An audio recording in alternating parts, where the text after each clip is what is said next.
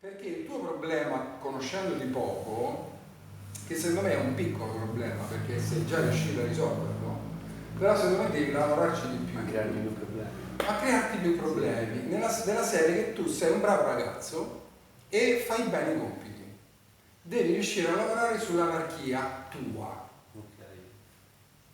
Ti devi, però sei solo tu quello che può essere sincero su quello che va contro il compito.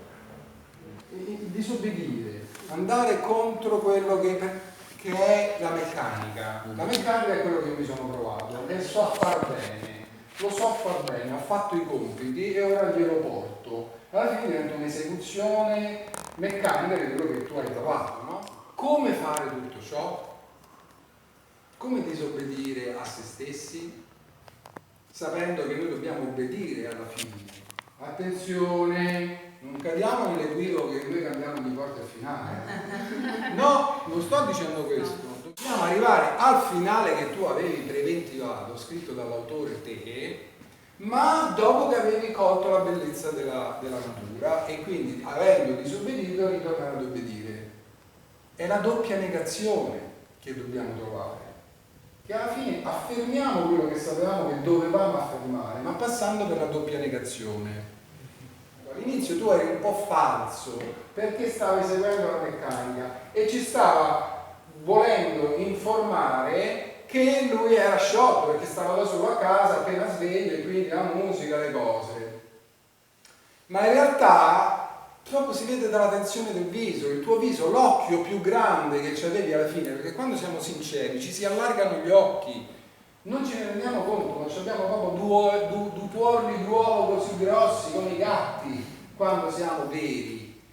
Quando siamo attori che stanno recitando qualcosa anche bene, ma non sono realmente, non lo stanno facendo per loro, non sono davanti a, ma sono per qualcosa o per qualcuno, non sono davanti a qualcosa e qualcuno, ma sono per qualcosa e per qualcuno, lì l'occhio ci si stringe un po', quindi se ti fanno un primo piano lì non spacchi, non sfondi la telecamera proprio. E in teatro, anche se stai a 200 km di distanza, lo spettatore dell'ultima fila lo sente comunque che non stai creando un evento, ma è un qualcosa che tu stai gestendo, ma per lui. Lui non vuole sentirsi dentro che glielo fai per lui vuole sentirsi dentro perché lo comprendi per qualcosa che faresti per te. Allora, che compito darti? Disobbedire per tornare poi all'obbedienza. Come riuscire a disobbedirti? Improvvisando nelle regole e quindi avendo una meccanica come quella che tu già c'hai, ma lasciandoti sorprendere dai minimi ostacoli, accogliendoli come quello che tu hai già fatto. Quindi tutte le cose che ti capitano, prenditi il lusso a scuola di cavalcarle un po' di più, andare fuori dal seminato a casa. Quindi per aiutarti in questo, tanti oggetti. Avete visto? Perché quando tu interagisci con delle cose reali che per svitarlo bene, se non riesci a prendere la vita è inutile che giro. Succede che tu il tappo lo vedi male, o devi percepire che lo stai evitando male il tappo, se no se te lo metti in borsa poi c'è tutti gli appunti allagati. Le facciamo queste cavolate perché non siamo rilassati, presenti alle cose, in ascolto. Quindi gli oggetti sono dei grandi alleati in questo. Più oggetti c'hai, più c'è possibilità di essere qui e ora. Questi oggetti stessi in realtà ti stanno dando anche delle altre possibilità di deviare un attimo se tu li ascolti bene.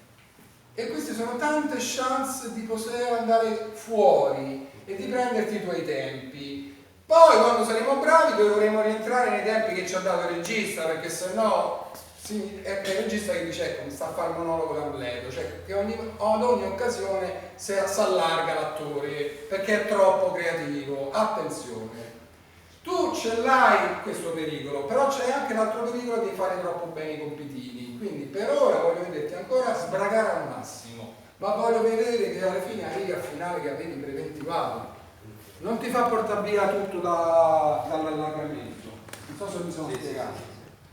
A quel punto per aiutarti puoi anche metterci un'azione psicofisica, cioè una temperatura emotiva che ti scombussola in modo tale che se tu solitamente fai colazione così, quella giornata particolare lì, e mi riaggancio ai compiti che ho dato a lei e a lei, magari con quello stato d'animo estremo è facile che un oggetto, l'ascolto dell'oggetto ti devi verso qualcosa di anarchico rispetto al compitino. Non so se mi sono spiegato, sto andando veloce perché dobbiamo andare lì. Mi sono spiegato? È chiaro il compito? Lo stesso è un'azione psicofisica, con tutti gli oggetti e con questo obiettivo che devi avere di poter essere assorbito da un qualcosa, da deviazioni dal compito. Per poi ritornarci però al compito